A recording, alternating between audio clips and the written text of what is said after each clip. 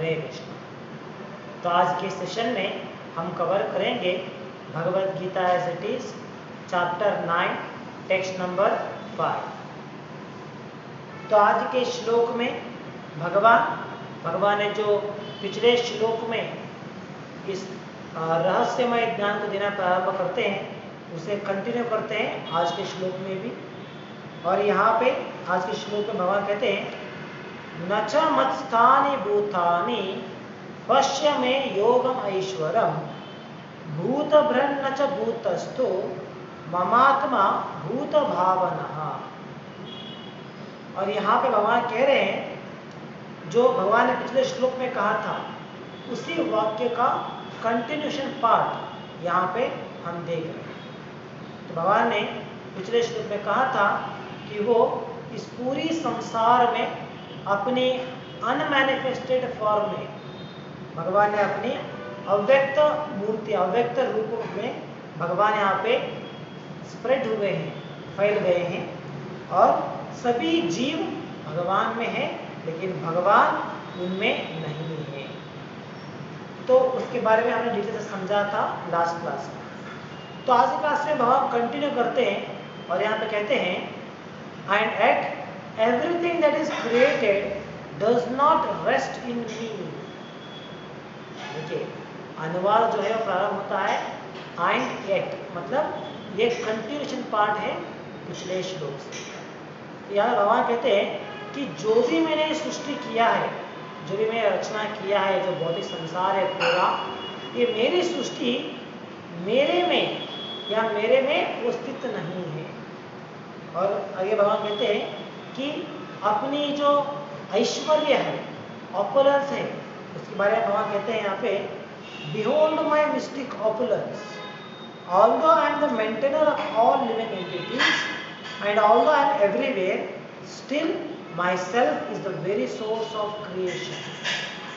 तो भगवान अपने ऐश्वर्य को कहते हैं यहाँ पे कि मेरा ऐश्वर्य क्या है कि मैंने इस पूरी सृष्टि की रचना किया है और साथ ही इस पूरी सृष्टि में मैं हर जगह पे मेरा अस्तित्व है, मैं प्रेजेंट हूँ हर जगह पे।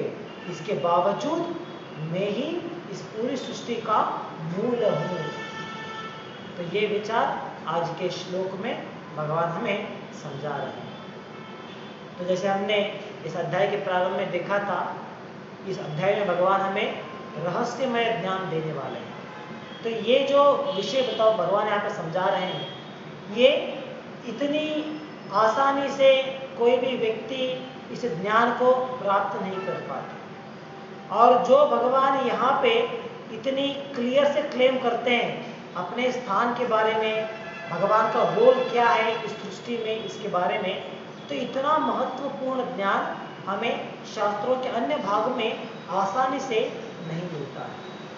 कुछ वेदों में अगर हम इसे डिटेल में स्टडी करेंगे तो वहाँ पे इसके उल्लेख हमें प्राप्त हो सकते हैं। तो इसीलिए भगवान से कहते हैं कि ये रहस्यमय ज्ञान है, जहाँ पे भगवान क्लियरली अपना पोजीशन क्या है, अपना स्टैंड क्या है, इसे भगवान क्लेम करते हैं। तो कोई पूछ सकता है ना कि भगवान कृष्ण ही देवोत्तम परम पुरुष है, इसे कहाँ पे कहा है, कौन कहता है इस तरीके से, या कहाँ पे इसका उल्लेख है, कोई सोच सकते हैं। लेकिन उसके लिए हम देख सकते हैं कि भगवद गीता में भगवान इतने क्लियर से अपने स्थान को मेंशन करते हैं। तो इस अध्याय में हम देख रहे हैं भगवान अपने बारे में समझाते हुए कहते हैं किस प्रकार भगवान ही इस पूरी सृष्टि के रचनाकार हैं और वो इस पूरे संसार में सभी जगह पे स्प्रेड है, अवेलेबल है। तो ये भगवान का पोजीशन है जो भगवान यहाँ पे क्लेम कर रहे हैं। तो भावार्थ में प्रभुपाद इस विचार को यहाँ पे विस्तार करते हुए हमें समझाते हैं कि जब भगवान कहते हैं कि भगवान हर जगह पे मौजूद है, हर स्थान में या हर वस्तु में वो है, तो हमें इसका गलत अंडरस्टैंडिंग, मिसअंडरस्टैंडिंग नहीं लेना है। इसमें किस प्रकार की मिसअंडरस्टैंडिंग हो सकती है? जैसे मान लीजिए मेरा एक नास्तिक व्यक्ति जो भगवान के अस्तित्व को नहीं मानता है, अगर वो इस प्रकार के वाक्य को सुनेगा कि भगवान हर जगह पे है, या भगवान की प्रेजेंस जो है वो हर जगह पे है, तो वो सोच सकता है कि अगर भगवान हर जगह पे है तो भगवान एक पत्थर लेके, आप एक पत्थर उठाइए तो भगवान इस पत्थर में होंगे आपके अनुसार। तो अगर मैं इस पत्थर को मिसट्रीट करूँगा, इसके साथ में बुरा बर्ताव करूँगा या इसका अपमान करूँगा, तो क्या ये भगवान का अपमान के बराबर होता है क्या? तो इस प्रकार के लॉजिकल के द्वारा वो ये साबित करने का प्रयास करते हैं कि ये जो विचार कहते हैं शास्त्रों में, यह एक्चुअली सही नहीं है या एक गलत है। ये कहते हैं कि अगर भगवान सभी जगह पे है और भगवान एक पत्थर में भी है, तो मैं उस पत्थर का अपमान करूंगा तो कैसे पॉसिबल हो सकता है? भगवान तो सर्वशक्तिमान है, तो उनका अपमान तो कोई कर नहीं सकता है। फिर भी अगर मैं चाहूँगा तो मैं इस पत्थर का अपमान करूँगा, इसका गलत इस्तेमाल करूँगा, तो क्या ये भगवान का अपमान कहेगा? तो इस प्रकार से लॉजिक देते हुए वो समझाने का प्रयास करते हैं कि भगवान सभी जगह पे है या भगवान का अस्तित्व है, ये सभी एक्चुअली गलत है। शास्त्रों में जो दिया गया है ये गलत इंफॉर्मेशन है। वो लोग कहते हैं कि शास्त्रों में इस प्रकार से क्यों कहा गया है, ताकि हम लोगों को कंट्रोल कर सके, हम लोगों को नियंत्रण कर सके, एक भय का वातावरण क्रिएट कर सके कि देखो हमेशा आपको भगवान देख रहे हैं, आप जो भी बुरा काम करोगे तो भगवान को पनिश करेंगे, भगवान देख रहे हैं सब कुछ। तो इस प्रकार से हमें डराने के लिए या हमें सही रास्ते पे रखने के लिए इस प्रकार के निर्देशन दिए गए हैं। ये उनका लॉजिक होता है। इसके लिए वो लोग कुछ एग्जाम्पल भी देते हैं। जैसे मान लीजिए कभी कभी क्या होता है, घर में जो छोटे बच्चे होते हैं अगर वो बहुत ही शरारती कर रहे हैं या नहीं तो खाना नहीं खा रहे हैं, तो उस समय उनके माता पिता उन्हें क्या डराते हैं? वो कहते हैं कि हाँ बाहर एक राक्षस खड़ा है, बाहर राक्षस आपके लिए वेट कर रहा है, अगर आप खाना नहीं खाओगे तो वह आपको उठा के लेके जाएगा, आपको खा जाएगा। इस प्रकार से डराते हैं। तो ये जो विचार वो माता पिता बच्चों को कहते हैं, तो माता पिता को मालूम है कि इस तरह ये कोई राक्षस नहीं है, बाहर कोई वेट नहीं कर रहा है, उन्हें ज्ञात होता है, लेकिन फिर भी उस बच्चे को डराते हुए ताकि वो बच्चा खाना खा लीजिए या अपनी जो शरारत का काम कर रहा है उस शरारत से उसे छुड़ाने के लिए इस प्रकार से उन्हें डराते हैं और बच्चा डर जाता है। लेकिन जब वही बालक थोड़ा बड़ा होता है, जब उसके बुद्धि आती है, जब समझ आता है, तो वो समझ लेता है कि ये जो हमें डराने के लिए सब कहा जाता था ये एक्चुअली सच्चाई नहीं है, ऐसा कोई राक्षस नहीं है जो बच्चों को उठा के लेके जाता है, ऐसा एक्चुअली कोई भी नहीं है। तो ये उसकी समझ में आ जाता है। तो ये लॉजिक ये नास्तिक लोग देते हैं और कहते हैं कि जिस प्रकार से एक माता पिता बच्चों को डराते हुए बच्चों को सही रास्ते पर लेके आने के लिए कुछ राक्षसों का उदाहरण देते हुए या उनका नाम लेते हुए डराते हैं, इसी प्रकार हर एक मनुष्य को सही रास्ते पर रखने के लिए शास्त्रों में या हमारे पूर्वजों ने इस प्रकार देव के नाम से, भगवान के नाम से हमें हमारे मन में एक प्रकार का भय उत्पन्न करते हैं। वो लोग कहते हैं कि अगर तुम कुछ बुरा काम करोगे, कुछ गलत काम करोगे तो भगवान देख रहा है। भगवान कैसे देख रहा है? भगवान सभी जगह पे है, तो इसलिए वहां से भगवान आपके कार्यों को देखता है, इसलिए बुरा काम नहीं करना चाहिए। तो इस प्रकार वो अपनी लॉजिक देते हैं। तो इसीलिए हमें शास्त्रों के अनुसार या शास्त्रों के बल के ऊपर श्रद्धा रखते हुए कि यहाँ पे जो भगवान कह रहे हैं ये वाक्य जो है ये स्वयं भगवान के वाक्य है, ये कोई हमारे पूर्वज हमें डराने के लिए लिखा गया ज्ञान नहीं है, बल्कि ये शास्त्रों का ज्ञान है जो स्वयं भगवान के द्वारा मिला हुआ है। तो इसे इसके ऊपर हमें श्रद्धा रखनी चाहिए। और इनकी जो लॉजिक है, इस लॉजिक को टुकराते हुए भावार्थ में प्रभुपाद हमें समझाते हैं कि इस प्रकार की गलत अंडरस्टैंडिंग या मिसअंडरस्टैंडिंग हमें नहीं रखनी चाहिए। तो हमें क्या समझना है? जब भगवान कहते हैं कि भगवान हर जगह पे प्रेजेंट है, तो इसका मतलब ये नहीं है कि भगवान यहाँ पे भौतिक संसार में देख पाने वाले पत्थर या मट्टी इसके अंदर विराजमान है या यही भगवान है, यह हमें नहीं समझना। कुछ लोग सोच लेते हैं, यहाँ पे एक मिसअंडरस्टैंडिंग क्या होता है, जब भगवान सभी जगह पे है इसका मतलब क्या है कि ये सभी जगह या तो जो अलग अलग पदार्थ है ये सभी भगवान है। तो ये उनका अंडरस्टैंडिंग, तो ये एक्चुअली गलत है। भगवान हर जगह में प्रेजेंट है, इसका मतलब ये नहीं है कि यहाँ पे जो भी दिखने वाले सभी पत्थर या जो भी वस्तु हम देखते हैं वो सभी भगवान है, ये हमारा क्लेम नहीं है। ये सभी भगवान की सृष्टि के भाग हैं, भगवान की शक्ति है ये सभी, लेकिन ये भगवान नहीं है। भगवान अपने विस्तार में, अपने इम्पर्सनल फॉर्म में या अव्यय रूप में हर जगह पे प्रेजेंट है। तो ये विचार हमें समझना है। तो इसीलिए बाबा प्रभुपाद कहते हैं कि जब भगवान कहते हैं that everything is resting on him, तो इसका हमें गलत अंडरस्टैंडिंग नहीं उठाना है। ताकि प्रभुपाद कहते हैं the Lord is not directly concern with the maintenance and sustenance of this material manifestation। तो जब कहते हैं कि भगवान जो पूरी सृष्टि की रचना किया है, भगवान इसे संचालित करते हैं, तो लोग सोचते हैं कि शायद भगवान बहुत बिजी रहेंगे ना। क्यों बिजी रहेंगे? क्योंकि हमारी इस पृथ्वी में ही इतने सारे कार्य होते हैं, प्रकृति के द्वारा इतने अलग अलग प्रकार के एक्टिविटी होते हैं। तो इसी प्रकार हर एक प्लैनेट में कितना बड़ा विशाल है हमारा यूनिवर्स। तो इस प्रकार पूरी सृष्टि को अगर भगवान को नियंत्रण करना है या उसे संचालित करना है तो भगवान बहुत बिजी रहेंगे। हाँ, ये करना है, वो करना है, इतना सारा काम पेंडिंग है भगवान के लिए। इस वजह से कुछ लोग सोचते हैं कि भगवान शायद बहुत बिजी रहेंगे काम करने में।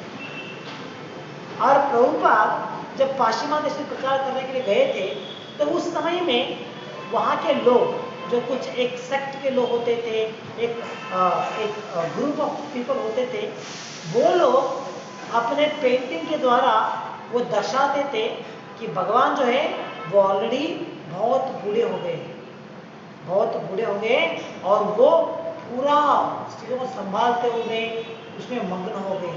तो इस प्रकार से कुछ लोग कहते थे और कुछ लोग कहते थे कि भगवान अभी मर गए हैं, उनका आयु बहुत हो गया है, बहुत बूढ़े हो गए और इसलिए वो मर गए हैं। तो इस प्रकार लोग अपने अपने लॉजिक के द्वारा, अपने अपने विचार के अनुसार वो समझते थे कि भगवान का रोल क्या होगा। क्योंकि हम क्या करते हैं, अपनी जो एक्सपीरियंस है, हमारी जो जीवन शैली है, उसके अनुसार हम सोचते हैं कि भगवान भी हमारे जैसे ही काम करते रहे। अगर हमें एक घर को संभालना है या एक फैक्ट्री को संभालना है, एक देश को संभालना है, तो कितना काम करना पड़ता है ना। जैसे हमारे प्रधानमंत्री के बारे में लोग कहते हैं कि प्रधानमंत्री जो है वो सिर्फ दिन में 4 घंटा सोते हैं, बाकी समय पूरा वो काम करते रहते हैं। जब वो कहीं भी बाहर जाते हैं विदेश प्रवास को, तो उस समय वो देखते हैं कि कितना वो घूम रहे हैं, कितना लगातार से उनका शेड्यूल है, कितना टाइट शेड्यूल में काम करते हैं। तो इसी प्रकार वो सोचते हैं कि जैसे एक देश का प्रधानी अपना पूरा समय लगातार इतना टाइट शेड्यूल में काम करते हैं, तो इसी अनुसार भगवान भी पूरे टाइट शेड्यूल में काम करते रहेंगे, बहुत बिजी रहेंगे। तो ये उनका लॉजिक होता है, लेकिन ये एक्चुअली सही नहीं है। ये बात सही है कि भगवान इस पूरी संसार को रचना करते हैं और इस पूरे संसार को मेंटेन भी करते हैं। भगवान के आज्ञा के बिना यहाँ पे कोई भी कार्य नहीं होता। तो जो भी यहाँ पे चलता है सब कुछ भगवान के इशारे पे ही चल रहा है। लेकिन इसका मतलब ये नहीं कि भगवान पूरा बिजी है। तो कैसे हमें इसे समझना है, भगवान अपने शक्तियों के द्वारा, अलग अलग शक्तियाँ, अलग अलग एनर्जी जो है उनके द्वारा ये सभी कार्य को भगवान कर रहे हैं। तो इस प्रकार भगवान ऐसे नहीं कि भगवान अकेले हैं और अकेले सब कुछ करना पड़ता है, नहीं। लॉर्ड हैज मल्टीफेरियस एनर्जीज, उनके पास इतनी सारी शक्तियां हैं, तो अलग अलग शक्तियां अलग अलग काम करते हैं, अलग अलग कार्य करते हैं। इस प्रकार भगवान सभी वस्तुओं को, सभी पूरे संसार को संभाल रहे हैं, संचालित कर रहे हैं, लेकिन वो इसमें पर्सनली इन्वॉल्व नहीं है। पर्सनली वो इसमें इन्वॉल्व नहीं है। भगवान अपनी शक्ति के द्वारा ये सभी कार्य करा रहे हैं। एक जगह पे आचार्य कहते हैं कि भगवान एक्चुअली इस पूरे संसार में इंटरेस्टेड नहीं है। उन्होंने इस पूरी भौतिक संसार की रचना किया है, इसकी मैन्युफैक्चर किया है, वो हमारे लिए, ताकि हमारे जैसे जीव यहाँ पे आए और हमारी जो इच्छा होता है भगवान से अलग रहते हुए एंजॉय करने का, इस इच्छा को पूरी करने के लिए या हमारा जो गलत अंडरस्टैंडिंग है उसे निकालने के लिए हमें यहाँ पे भेज दिया गया है। तो इसकी सृष्टि का रचना भगवान ने किया है, लेकिन भगवान को इसमें कुछ भी आसक्ति नहीं है। ही इज नॉट इंटरेस्टेड। तो इसीलिए भगवान रचना करने के बाद इससे अलूफ रहते हैं। इसी के पास वो देखते भी नहीं है, कुछ मेंटेन भी नहीं करते, कुछ भी नहीं करते। रचना किया है, सृष्टि किया है, उसे मेंटेन करने के लिए, उसे संचालित करने के लिए भगवान की शक्तियां हैं जो ये सभी कार्य चलाते हैं। तो इसलिए भगवान इस पूरी संसार से अलूफ है। तो यहाँ पे प्रभुपाद आगे एक एग्जाम्पल देते हैं, एटलास। जैसे आप लोगों ने देखा रहेगा, एक सिंबल आता था जो हमारे पूरी ग्लोब का जो अपने कंधे के ऊपर उठा के रखते हुए ऐसा, तो जो इसे बहुत ही कष्ट से, मुश्किल से उठा के रखा है। तो इस प्रकार से उनका एक डायग्राम दिखाते हैं। अगर आप इसे गूगल में सर्च करेंगे तो आपको मिल जाएगा। एटलास किस प्रकार से एक व्यक्ति है जो पूरी पृथ्वी को अपने कंधों पे उठा के रखा है और वो बहुत ही मुश्किल से उस वजन को उठा रहा है। तो इस प्रकार की अंडरस्टैंडिंग भगवान के बारे में रखना गलत होता है। तो कोई सोच सकता है कि हाँ, इसी प्रकार शायद भगवान भी इतना मुश्किल से इन सभी चीज़ों को कंट्रोल करते रहेंगे, क्योंकि यहाँ पे तो कहते हैं ना कि भगवान ने क्या पिछले श्लोक में भगवान ने कहा कि सभी सृष्टि जो है, पूरा सृष्टि उनके ऊपर निर्भर है, उनके अंदर विराजमान है या उनके अंदर स्थित है। तो इसे हमें यह समझना कि शायद भगवान बहुत ही मुश्किल से इस वजन को उठा कर रखे रहेंगे। तो इस प्रकार की जो इमेजिनेशन है वो गलत होता है। भगवान ने सृष्टि किया है, लेकिन इससे अलग भगवान अलूफ रहते हैं और भगवान अपने आध्यात्मिक धाम में, अपने भक्तों के संग में भगवान आनंद भरित कार्यों में लगे हुए हैं। तो ये अंडरस्टैंडिंग हमें प्राप्त करना है। तो आगे प्रभुपाद कहते हैं, The planetary systems are floating in space, and this space is the energy of the Supreme Lord. But He is different from space. तो भगवान ने अपनी सृष्टि की रचना कैसे किया है? हर एक ग्रह, हर एक प्लैनेट जो है वो हवा में तैर रहा है। हम जैसे देख सकते हैं, जैसे पृथ्वी है या अलग अलग ग्रह है, वो क्या कर रहे हैं? स्पेस में वो वहाँ पे हवा में तैरते हैं, वहाँ पे वो स्पेस में सिचुएटेड है। उसे कुछ भी सपोर्ट नहीं है, कुछ उसे पकड़ के नहीं रखा है, कुछ भी नहीं, फिर भी they are floating freely on the space. और ये जो स्काई है, स्पेस है, ये भगवान की शक्ति है। जैसे हमने देखा है पिछले अध्याय में, भगवान ने अपने अष्ट शक्तियों में भगवान कहते हैं कि भूमि, अनला, वायु, खम, मनो, बुद्धिर एवच अहंकार इति यज्ञे भिन्ना प्रकृतिर अष्टधा। भगवान कहते हैं कि ये जो 8 अंग है, 8 एनर्जी है, ये सभी मेरे शक्तियां हैं। तो इन सभी 8 शक्तियों में स्पेस भी भगवान का एक शक्ति है। तो वहाँ पे भगवान अपनी शक्ति के द्वारा इन सभी प्लैनेट्स को भगवान होल्ड कर रहे हैं। लेकिन वहाँ पे उसे पकड़ के नहीं रखे प्रैक्टिकली। क्यों? भगवान तो पर्सनली भगवान के धाम में, यहाँ उसे पर्सनली पकड़ के रखने का जरूरत नहीं है। भगवान की जो शक्ति है, स्पेस, जो आसमान है, तो वो इस कार्य को कर रहा है। उस प्लैनेट को अपनी स्पेस में, उस हवा में वो पकड़ के रखता है। तो इस प्रकार भगवान ने पूरी सृष्टि को मेंटेन करते हैं, लेकिन पर्सनली नहीं करते, अपने शक्तियों के द्वारा करते हैं। तो आगे प्रभुपाद कहते हैं यहाँ पे, therefore the Lord says, although they are situated on my inconceivable energy, still as the supreme person of Godhead, I am aloof from them. तो ये भगवान की एक योग शक्ति है, या भगवान की एक ऑपुलस हम कह सकते हैं। भगवान का ये सामर्थ्य है कि भगवान ने पूरी सृष्टि को रचना करने के बावजूद, उसे मेंटेन करने के बावजूद वो इससे अलग है, वो इससे अलूफ है। और भगवान की इन अनगिनत शक्तियों को कहा जाता है इनकंसीवेबल एनर्जीज। इनकंसीवेबल मतलब क्या है? जो हम उसे कंसीव नहीं कर पाते, जिसे हम सही तरह से समझ नहीं पाते या ग्रहण नहीं कर पाते, ये भगवान की शक्तियों का महानता है। भगवान कोई अगर लॉजिकली प्रयास करेंगे तो ये समझना कि हर एक प्लैनेट हवा में कैसे तैर रहा है, कैसे पॉसिबल है, तो ये समझना हमारी बस की बात नहीं होती। ये हमारी इमेजिनेशन पावर या हमारी जो ब्रेन की पावर है उससे कई गुना ज़्यादा है। It is out of our capacity. तो इसीलिए भगवान के शक्तियों को कहते हैं दे आर इनकंसीवेबल। ये कैसे हो रहा है, कैसे पॉसिबल है, ये सभी इनकंसीवेबल है। इसे एक उदाहरण के लिए देख सकते हैं, जैसे भौतिक संसार में हर एक वस्तु का एक वजन होता है। एक किताब ले लीजिए आप, उसमें 1 किलो या 2 किलो वजन होगा। एक पत्थर उठाइए, उसमें एक वजन होता है। तो इसको हर एक वस्तु का वजन है।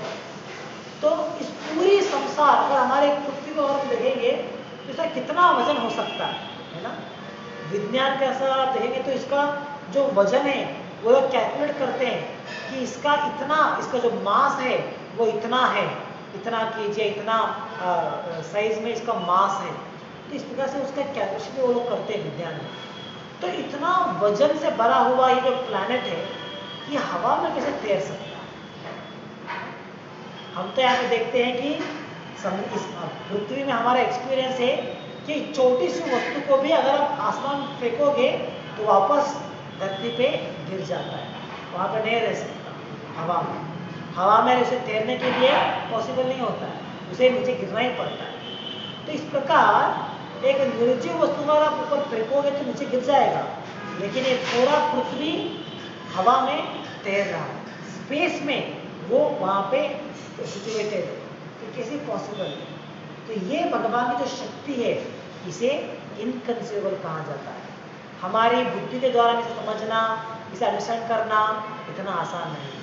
इसीलिए आज भी बड़े बड़े विज्ञानी, जो बड़े बड़े एस्ट्रोनॉट्स होते हैं या बड़े बड़े स्पेस शिप होते हैं, बड़े बड़े साइंटिस्ट जो होते हैं, आज भी वो अलग अलग तर्क लगा रहे हैं, अलग अलग प्रकार की संशोधन करते हैं इस विषय को समझने के लिए कि हमारी हर एक प्लैनेट इस स्पेस में किस प्रकार से सिचुएटेड है, फिर वो समझ नहीं पाते।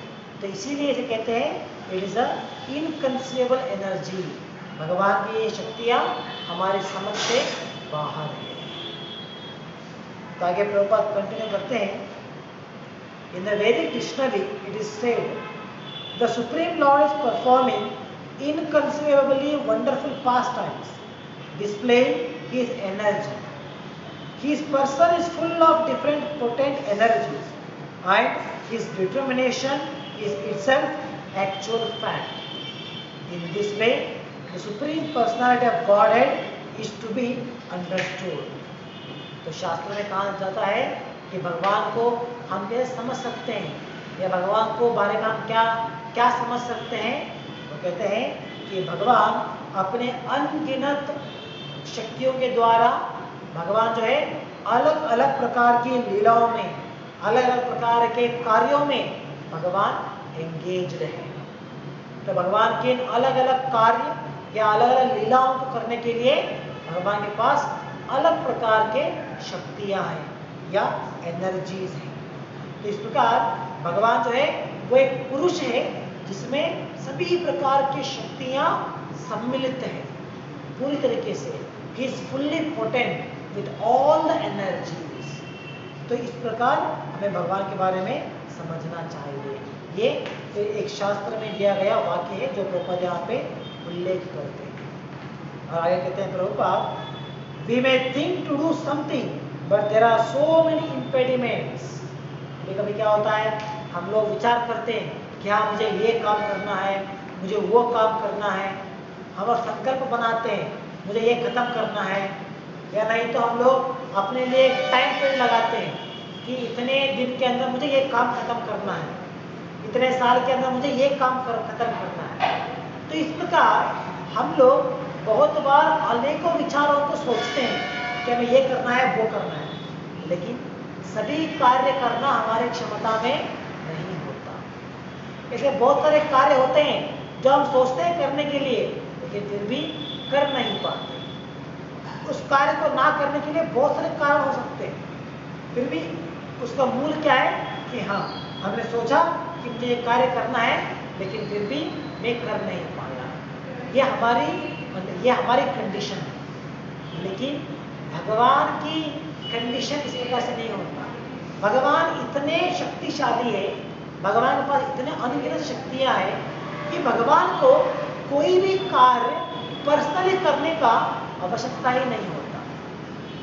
ऐसा नहीं कि भगवान को सृष्टि करना है मतलब पर्सनली उन्हें अपने हाथ पांव उठाते हुए उस काम करते हुए करना पड़ता है।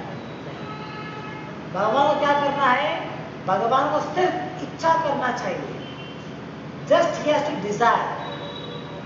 जैसे सृष्टि की रचना होने के लिए जो बाइबल में वहां पे एक सेंटेंस होता है, वो कहते हैं ये सृष्टि की रचना कैसे हुआ, वो बहुत ही एक सेंटेंस में उसे खत्म कर देते हैं उस विचार को।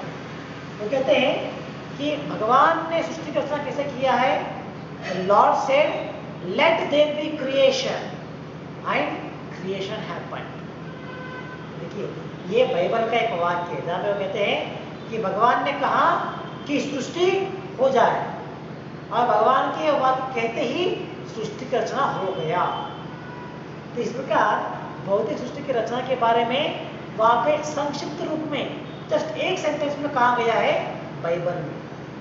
ये सही है, एक्चुअली ये गलत नहीं है, ये सही है, लेकिन वहां पे इसका डिटेल्ड इंफॉर्मेशन नहीं दिया गया है। वही डिटेल्ड इंफॉर्मेशन हमें हमारे शास्त्रों में हम देख सकते हैं। जैसे भागवतम में हम देख सकते हैं कि डिटेल्ड में भगवान ने जब इच्छा किया कि हाँ सृष्टि हो जाए तो क्या होता है, भगवान की शक्तियाँ कैसे काम करते हैं, पहले क्या होता है, बाद में क्या होता है, सीक्वेंस ऑफ एक्शंस क्या है, ये सभी डिटेल्ड इंफॉर्मेशन हमें भागवत में प्राप्त होता है। तो इस प्रकार हमें समझना है कि भगवान को कोई कार्य करना है तो उसके लिए उन्हें पर्सनली करने की आवश्यकता नहीं होता, बल्कि just he has to desire, हाँ ये काम होना है, बस इतना ही काफी है। भगवान को सृष्टि होना है तो सृष्टि करना है, तो भगवान को इच्छा करना है कि हाँ सृष्टि हो जाना चाहिए। तो भगवान की इच्छा होते ही उस इच्छा को पूरी करने के लिए भगवान के पास इतनी सारी शक्तियां हैं, वो सभी शक्तियां वो काम को कर देते हैं। तो ये भगवान का स्थान है। हम लोग कभी कभी सोचते हैं कि मुझे ये करना है वो करना है, लेकिन फिर भी हम लोग कर नहीं पाते, हमारी क्षमता नहीं होता है, हमारे कुछ लिमिटेशंस होते हैं। लेकिन भगवान के लिए नो लिमिटेशन। अगर भगवान सोचते कि हाँ मुझे ये करना है तो वो कार्य हो जाता है। तो ये भगवान की पोजीशन है, भगवान की शक्तियाँ इस प्रकार से हैं। तो ये समझने के बाद हमें ये मिसअंडरस्टैंडिंग नहीं रखना है कि भगवान सिर्फ सोचते हैं कि लेट देयर बी क्रिएशन, तो भगवान सोचते ही वो सभी शक्तियाँ काम कर देते हैं। तो हो सकता है भगवान से ज़्यादा शक्तिशाली ये शक्तियाँ होंगी, क्योंकि भगवान तो वहाँ पे सृष्टि की रचना नहीं कर रहे हैं, ये तो शक्तियाँ कर रहे हैं। तो हो सकता है कि ये शक्तियाँ जो है वो भगवान से भी ज़्यादा शक्तिशाली हो सकते हैं, लेकिन नहीं, ये अंडरस्टैंडिंग गलत है। क्योंकि शक्ति जो होता है वो हमेशा शक्तिमान के अधीन में होता है। Energy is subordinate to a energy person.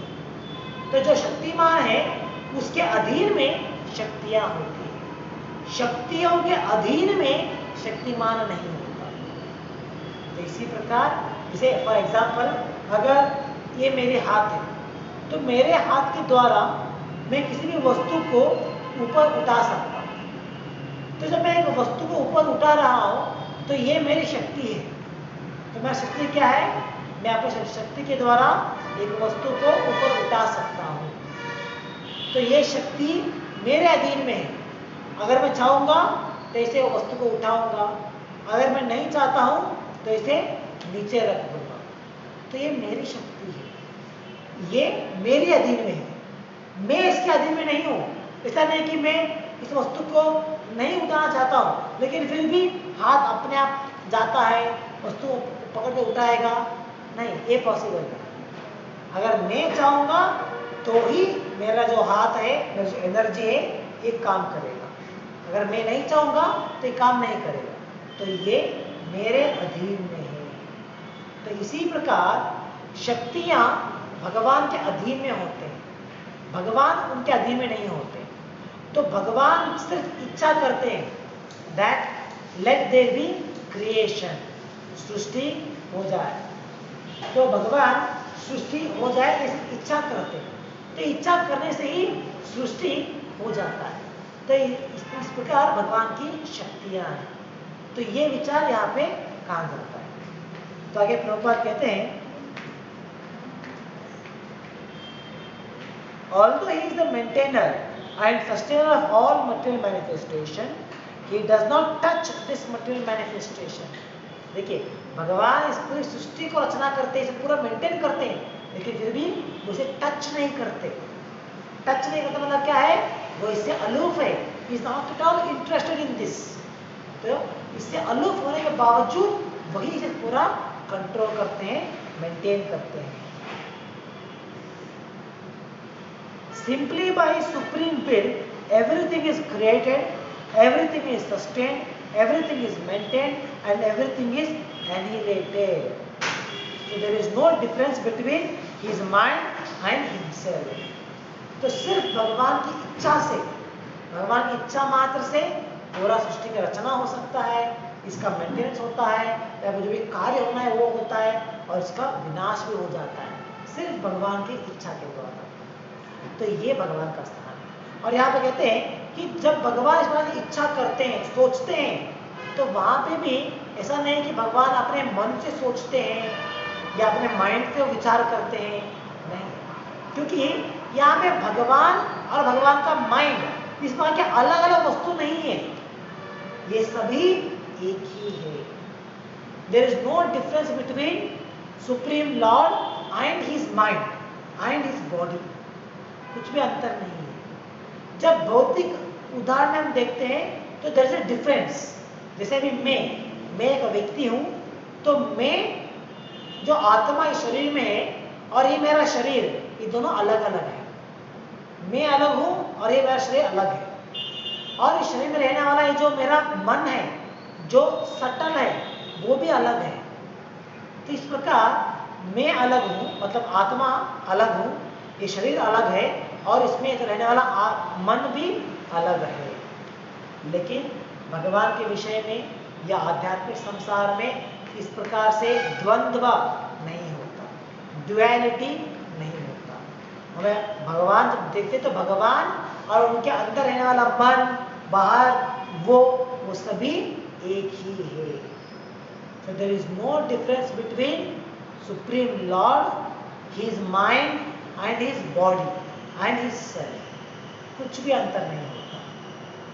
तो हो सकता है हमें इस विषय को समझना, हम इसे कंसीव नहीं कर पाए, इसे समझना मुश्किल हो सकता है, ऐसा लग सकता है हमारे लिए, लेकिन हमें इतना समझना है कि जैसे यहाँ पे शरीर और आत्मा अलग अलग है, तो आध्यात्मिक संसार में इस प्रकार से अलग अलग नहीं होता। वहाँ पे शरीर जो होता है वो आत्मा का ही स्वरूप होता है, तो वहाँ पे अलग नहीं है। इतना आप समझ सकते हैं। तो आगे हमें प्रभुपाद कहते हैं, simultaneously the Lord is present in everything, and the common man cannot understand how he is also present personally. तो सामान्य समझ नहीं पाते कि भगवान तो अपनी शक्तियों के द्वारा सभी जगह पे प्रेजेंट है, लेकिन फिर भी पर्सनली वो अलूप है, पर्सनली यहाँ पे नहीं है। तो कैसे समझ सकते हैं?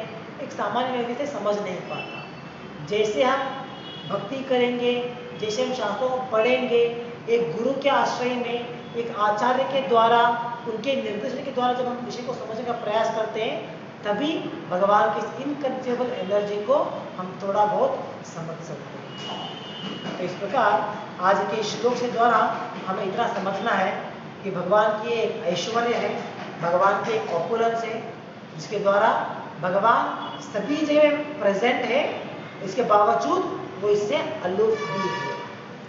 तो it is one kind of achintya. He is present also and he is not present also, दोनों भी भगवान के लिए सही है। तो ये विचार आज के श्लोक में भगवान हमें समझा रहे हैं। तो यहाँ पर समाप्त करेंगे आज के लिए। ग्रंथराज श्रीमद् भगवद गीता की जय। जगत गुरु श्रील प्रभुपाद की जय। हरे कृष्ण।